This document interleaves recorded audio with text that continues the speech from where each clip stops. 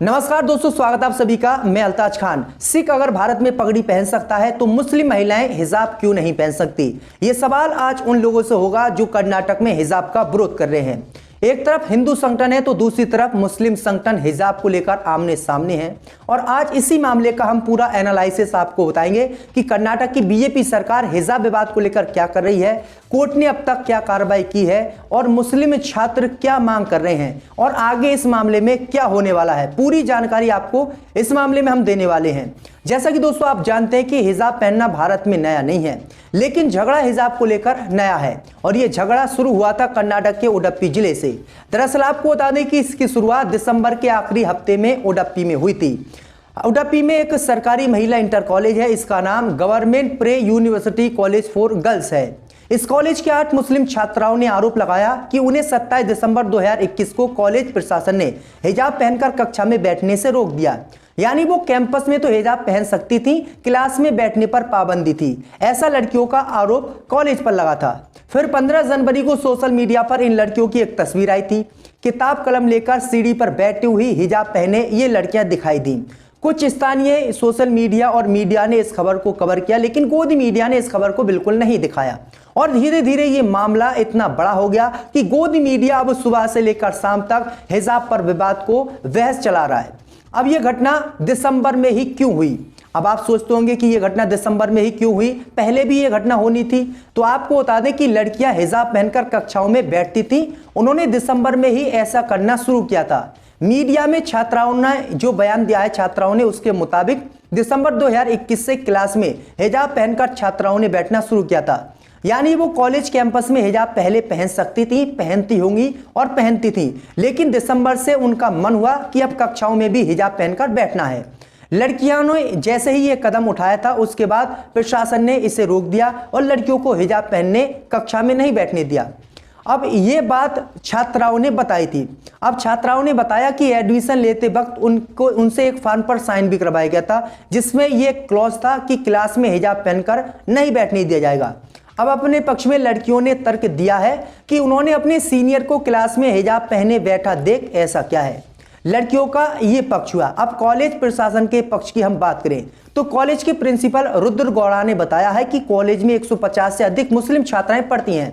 कभी भी किसी मुस्लिम छात्रा ने हिजाब में क्लास में पढ़ने की मांग नहीं उठाई थी।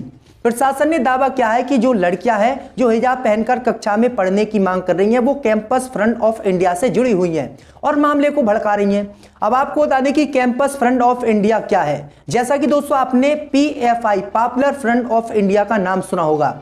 ये एक मुस्लिम संगठन है और 2006 में इसे बनाया गया था मुस्लिम लीग के द्वारा। अब ये PFI का ही एक छात्र संगठन है कैंपस फ्रंट ऑफ इंडिया। अब आप सोचते होंगे कि कैंपस फ्रंट ऑफ इंडिया से जुड़ी हुई हैं तो इसमें कोई नई बात क्या है भाई, ऐसे तो लोग जुड़े हुए होते हैं। लेकिन इसमें ये नई बात है दोस्तों कि PFI जो पॉपुलर फ्रंट ऑफ इंडिया है, उस पर मोदी सरकार जल्दी बैन लगा सकती है और कई बीजेपी शासित राज्यों ने PFI पर बैन भी लगा दिया है और इसे मोदी सरकार और बीजेपी शासित राज्य आतंकी संगठन मानते हैं और इसी से ये जुड़ा हुआ संगठन है और इसीलिए उन्होंने ये आरोप छात्राओं पर कॉलेज प्रशासन ने लगाया है। लेकिन कॉलेज प्रशासन ने आरोप तो लगाया, इसके तथ्य कोई पेश नहीं किए हैं, कोई भी इसका सबूत प्रशासन ने जो है नहीं दिया, जिससे ये माना नहीं जा सकता कि कैंपस फ्रंट ऑफ इंडिया से ये मुस्लिम छात्राएं जुड़ी हुई हैं। ये एक बकवास है, क्योंकि कॉलेज प्रशासन को भी अपना बचाव करना है। अब बात होती है दोस्तों कि आखिरकार ये मामला तो हुआ कॉलेज और छात्रों का। अब ये मामला कोर्ट तक भी पहुंच गया है, संसद में भी इस मामले को लेकर आवाज उठी है। अब कोर्ट ने इस मामले पर क्या बात कही है? तो कोर्ट ने कहा है कि हम संविधान के अनुसार इस मामले की सुनवाई करेंगे, हम किसी भावना या धर्म के आधार पर इस मामले की सुनवाई नहीं करेंगे, हम तो संविधान के आधार पर ही सुनवाई करेंगे। जो संविधान कहता है उसके आधार पर ही हम सुनवाई करेंगे। कोर्ट के इस तर्क से साफ होता है कि कोर्ट हिजाब पर बैन स्कूल कॉलेजों में कर्नाटक में लगा सकता है, क्योंकि कर्नाटक सरकार ने हिजाब विवाद को देखते हुए 3 दिन के लिए कर्नाटक के स्कूल कॉलेज सब बंद भी कर दिए हैं। अब मामला यह होता है दोस्तों कि संविधान की कोर्ट ने अब बात की, लेकिन कोर्ट ने उस समय संविधान की बात नहीं की जब मोदी सरकार नागरिकता संशोधन कानून लेकर आई थी। नागरिकता संशोधन कानून में केंद्र की मोदी सरकार ने खुले तौर पर संविधान का उल्लंघन किया था। नागरिकता संशोधन कानून में मोदी सरकार ने साफ कहा था कि बांग्लादेश, पाकिस्तान, अफगानिस्तान से मुसलमान यानी इस्लाम को छोड़कर चाहे वह पारसी हो, हिंदू हो, बौद्ध हो, जैन हो, ईसाई हो, सभी को नागरिकता दी जाएगी धर्म के आधार पर, सिर्फ मुसलमान को छोड़कर जो अफगानिस्तान, पाकिस्तान या बांग्लादेश से भारत आता है। यानी धर्म के आधार पर नागरिकता देने का जो है केंद्र की मोदी सरकार ने दावा किया था और नागरिकता संशोधन कानून को पास भी करा दिया था। लेकिन अगर हम दोस्तों संविधान की बात करें तो संविधान की प्रस्तावना में ही साफ लिखा हुआ है दोस्तों कि धर्म, लिंग, जाति, वेशभूषा, रंग रूप के आधार पर भारत किसी को भी नागरिकता नहीं देता है। यानी मोदी सरकार ने जब संविधान का उल्लंघन नागरिकता संशोधन कानून लाकर किया था तब संविधान को लेकर लोगों ने प्रदर्शन भी किया था, 1 साल तक इसका प्रदर्शन भी चला था। उसके बाद मोदी सरकार पीछे नहीं हटी और कोर्ट जो आज संविधान की बात कर रहे हैं उस समय कोर्ट भी चुप थे और कोर्ट ने भी कोई बात नहीं, सुप्रीम कोर्ट हो, सुप्रीम कोर्ट में याचिका भी डाली गई थी, फिर भी सुप्रीम कोर्ट ने इस मामले पर कोई कार्रवाई नहीं की और यह मामला ऐसे ही दब गया। तो कोर्ट भी अब जो है संविधान की बात कर रहा है दोस्तों। अब बात करते हैं दोस्तों कि आखिरकार कोर्ट ने संविधान की बात की तो अच्छी बात है, संविधान की बात होनी भी चाहिए, लेकिन अब सवाल यह उठता है दोस्तों कि सिख पगड़ी पहनकर स्कूल में जा सकता है, मंदिर में जा सकता है, मस्जिद में जा सकता है, पार्लियामेंट में जा सकता है, हिजाब पहनकर मुस्लिम महिला पार्लियामेंट में बयान दे सकती है, विधानसभा में जा सकती है, कोई रोक नहीं है। तो आखिरकार मुस्लिम छात्राओं के हिजाब पहनने पर स्कूल में ही क्यों रोक होनी चाहिए? आप ये बताइएगा दोस्तों कि जो है सिख समुदाय के लोग हों, उनकी पगड़ी को लेकर फ्रांस, कनाडा, ब्रिटेन ने प्रतिबंध लगाया था कि हम पगड़ी नहीं पहनने देंगे, अपने देश में नहीं बांधने देंगे सिखों को। उसके बाद इसका विरोध हुआ था और धर्म आस्था से इसको जोड़कर देखा गया था, जिसके बाद तीनों ही देशों ने यह फैसला वापस लिया और सिखों को पगड़ी पहनने की इजाजत दी।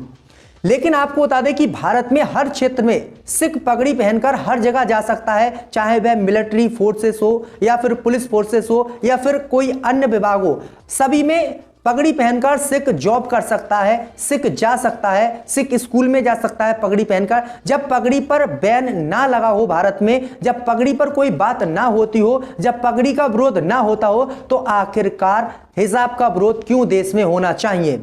क्या यह संविधान का मौलिक अधिकार लोगों का नहीं है? क्या जो अपनी मर्जी से कुछ भी पहन सके?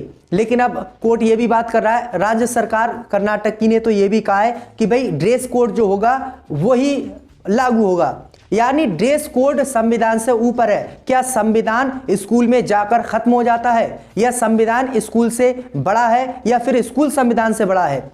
तो हम इसी मामले को लेकर कह रहे हैं, जब सिखों की पगड़ी पर प्रतिबंध नहीं लग सकता, सिख पगड़ी पहनकर स्कूल में जा सकता है, चर्च में जा सकता है, विधानसभा में जा सकता है, लोकसभा में जा सकता है, तो मुस्लिम महिलाएं हिजाब क्यों नहीं पहन सकती स्कूल में? ये सबसे बड़ा सवाल है। लेकिन इस पर ना तो गोदी मीडिया कोई बात करेगी और ना ही कोई अन्य सरकार बात करेगी। सारे ही लोग यही एक बात कर रहे हैं कि मुस्लिम महिलाओं को दबाया जाता है, इसलिए उन्हें हिजाब पहनाया जाता है। इतने समय तक कोई कैसे कपड़ों में रह सकता है? लेकिन आपको बता दें कि सच्चाई कुछ और है। मुस्लिम महिला और मुस्लिम छात्राएं अपनी मर्जी से हिजाब पहन रही हैं और अपनी मर्जी से हिजाब के लिए वो संघर्ष कर रही हैं। आपने एक वीडियो भी देखा होगा दोस्तों, उसमें किस तरह से जो जय श्री राम के नारे हिंदू संगठन के लोग लगा रहे थे और मुस्लिम छात्रा ने इसका जवाब डट कर दिया और अल्लाह अकबर के नारे से इसका जवाब दिया था और वो किसी भी कीमत पर पीछे नहीं हटी। क्या आप समझ सकते हैं कि कितनी आज़ादी उस लड़की को कि स्कूटरी से